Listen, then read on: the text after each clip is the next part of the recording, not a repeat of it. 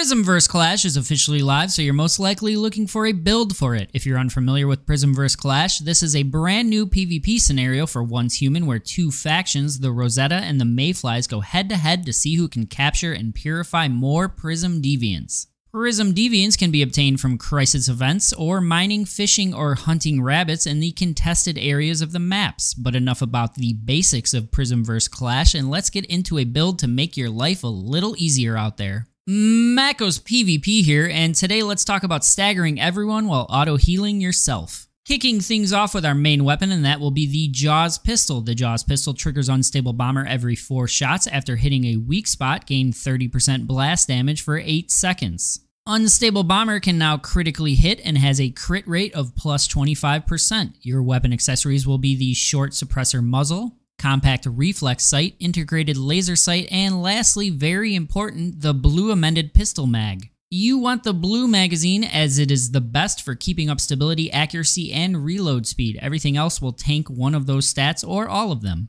For the weapon mod for Jaws, we will be going with the ever so annoying Heavy Explosives mod. Heavy Explosives causes your Unstable Bomber to inflict stagger. Yes, this works in PvP, and it practically causes your opponent to fall over, making it so they can easily miss shots on you. Your weapon calibration print for Jaws will be the Rapid Shot style print for plus fire rate, plus magazine capacity at the cost of attack. You will want double crit rate on this as well, and a quick reminder that I would wait until you can craft the tier 5 version of Jaws to put the calibration print on it, as you do not get it back when you delete the weapon. I'm going to jump into your secondary weapon for the build, as it is equally important when it comes to PvP, and that is going to be the Bingo Sniper Rifle. The Bingo Sniper Rifle has a 70% chance to trigger Bullseye on a weak spot hit. After switching to Bingo, the first hit will guarantee a Bullseye proc. Your mod for Bingo will be Vulnerability Amplifier. The Bullseye effect adds 8% vulnerability. Your accessories will be the Large Break Muzzle. I like the Long Range Tactical Optic as it has a plus 6% aim speed, and the amended SR Mag.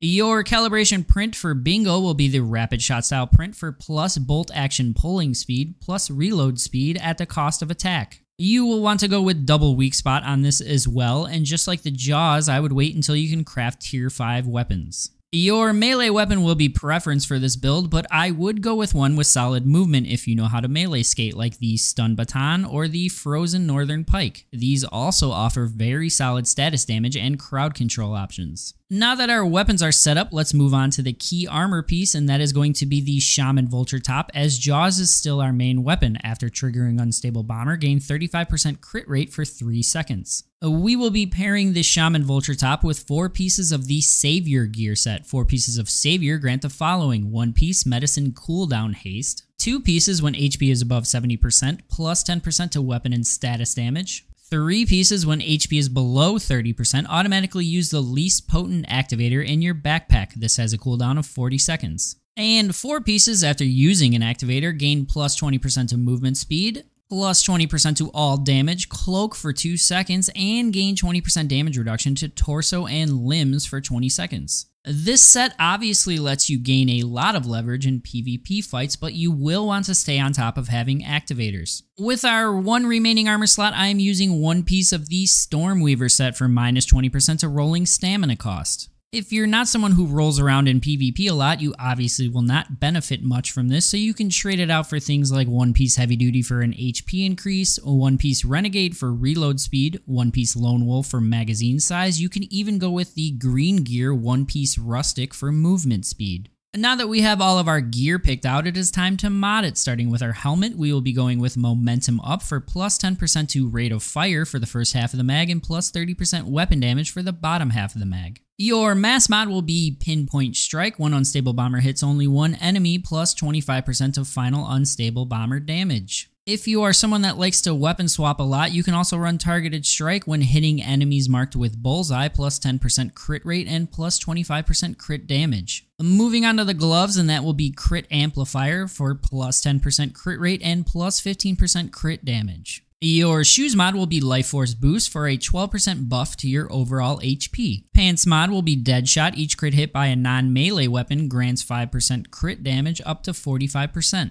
And lastly, your chest mod. Now the chest mod actually has a few options. I'm running Healing Fortification, gain 40% damage reduction for 2 seconds when using a healing shot. This obviously synergizes with our 4 pieces of Savior. You could also run Headguard, Resist Advantage, or stack more Life Force boost mods. I would go for the Violent variant of all of your mods so that you can stack more crit damage, but honestly you want to make sure that you have solid PvP substats as well. You will want to stack things like weapon damage reduction, HP, status damage reduction, reload speed, and magazine size. You'll want to try to avoid having things like damage to normal enemies, damage to elites, or damage to great ones, as these have zero effect in PvP. I will go over some of your Cradle setup, as this is also important specifically to PvP. At the very least, you will want to run the following: Handgun Enhancement for a 20% damage buff to your pistol damage. Agility, after rolling, gain plus 15% weapon and status damage reduction for 4 seconds. Rapid Aid, minus 30% to healing medicine cooldown time with plus 15% healing effects. Brawl Boost, minus 20% damage from metas. Effect is halved after dealing damage to a meta, but reset when exiting combat. Sprint, movement speed plus 5% and minus 15% stamina cost to running. The rest of your Cradle setup will be reserved for those that buff your unstable bomber damage, like First Round Blast, Tactical Combo, or Status Enhancement.